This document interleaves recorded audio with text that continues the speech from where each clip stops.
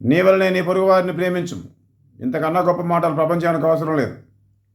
ఈ మాటలు జెరూసలేం గడ్డపై నుంచి వచ్చాయి. ఇప్పుడు ఆ జెరూసలేంపై బాంబుల వర్షం కురుస్తోంది. ఏదైతే జెరూసలేంలో ఉన్నటువంటి పవిత్రమైన ప్రాంతం ఉందో, వివాదానికి అది కేంద్రంగా ఉంది. హెబ్రూ బైబిల్ కావచ్చు, పాత నిబంధన కావచ్చు, కొత్త నిబంధన కావచ్చు, ఖురాన్ కావచ్చు, ఈ మత గ్రంథాల ఆ మత ప్రాంతపు ప్రాతిపదికన మొదలైనటువంటి విభేదాలు యుద్ధం దాకా వచ్చాయి, విధ్వంసాన్ని సృష్టిస్తున్నాయి. ఆయా మత గ్రంథాలు, ఆయా మత గ్రంథాలకు సంబంధించినటువంటి ఆ గ్రంథాల్లోని సందేశం, ఆ ప్రాంతం యొక్క పవిత్రత,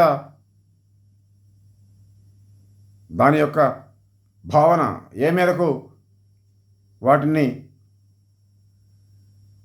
భుజాన వేసుకున్న వారికి అందిందో, ప్రపంచానికి అందిందో, ఒక పెద్ద ప్రశ్నగా పరీక్షగా నిలబడినటువంటి సమయం ఇది.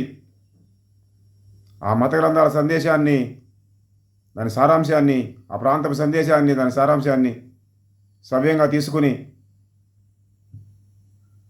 వివాదానికి హుందాభరితైన ముగింపు పలకాల్సిన అవసరం ఉంది.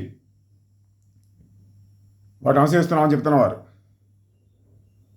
నీ వల్లనే నీ పొరుగు వారిని ప్రేమించుము. ఈ మాటల కన్నా గొప్ప మాటలు అవసరం లేదు. అవి ఎవరు చెప్పినప్పటికీ, ఏ పుస్తకంలో ఉన్నప్పటికీ, ఏ గ్రంథంలో ఉన్నప్పటికీ, దాని సారాంశాన్ని తీసుకుని హుందాగా వ్యవహరించాల్సిన అవసరం ఉంది.